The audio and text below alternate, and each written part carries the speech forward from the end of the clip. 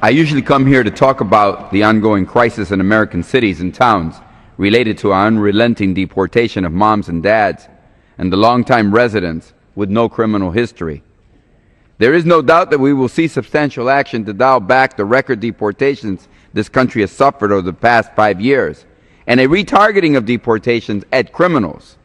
The only question is whether the Republican majority gets its act together to participate in that process as legislators and leaders in the next 6 legislative days before the July 4th recess. Now, in addition to the deportation crisis, we face a new crisis quickly becoming a human tragedy of catastrophic proportions. Thousands and thousands of young children are fleeing Central America because they think it is their only option for survival.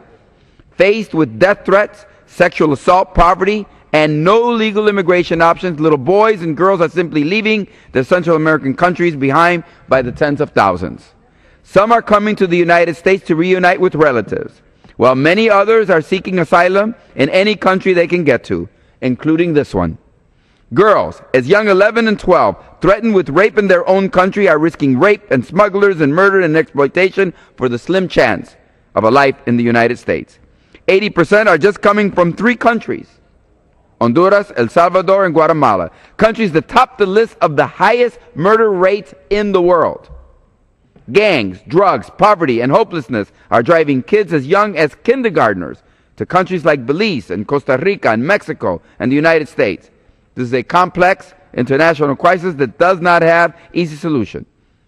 The Obama administration, Homeland Security, and FEMA are mobilizing like they would for a major natural disaster.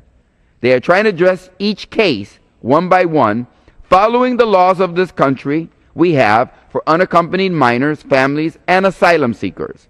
The first goal must be to get the children in a safe place. Eventually, some may pass the rigorous test for asylum. Others may be considered for legal status as victims of traffickers, but many have no legal avenue and had none to begin with.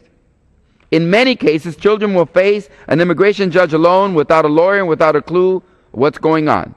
The majority get orders of removal and face deportation immediately. I have urged parents in the home countries that the risks are too great, the danger is too real, and the survival rate too low to attempt such a perilous journey. But let's be clear. Adults on all sides of the border are failing when children feel they have no way to survive other than risking their lives to cross thousands of miles. I do not see the countries of Central America stepping up to take responsibility for the danger, dysfunction, death, and despair in their own countries, cities, and towns. The Congressional Hispanic Caucus told their embassies that in a very testy meeting yesterday.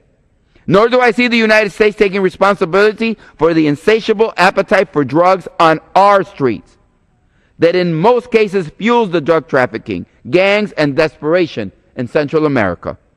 In Congress, we are quick to point fingers of blame, especially in an election year, but surely we must accept some of the responsibility ourselves. For decades, no realistic legal immigration options have existed for most people, and this breeds a clandestine network of smugglers that feeds on desperation and hopelessness. Invading or propping up failing states on the other side of the world like Iraq has meant we have paid little attention to failing states in our own backyard in this hemisphere. Opponents of immigration and immigration reform mock the children on their radio shows, and have even cooked up a new conspiracy theory that claims that President Obama has been calling these children to our country so he can put more of them on welfare, so that these children who can never become citizens will somehow be allowed to vote for him. It's outrageous. But we must not make light of this tragedy. These are children, desperate boys and girls who are being demonized after being brutally victimized by drug traffickers. Opponents of immigration are exploiting their desperation for political sport, but the stakes could not be higher for the Republican Party. With only 6 legislative days before the July 4th recess, the Republican leaders have little or no time to demonstrate compassion and understanding of the immigration issue, enact real border security, allow legal immigration to feed our economy, and get people who have lived here for decades on the books. 6 days, Mr. Speaker.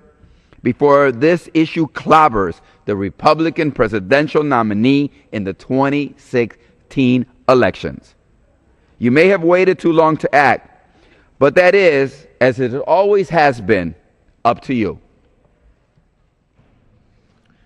Gentlemen,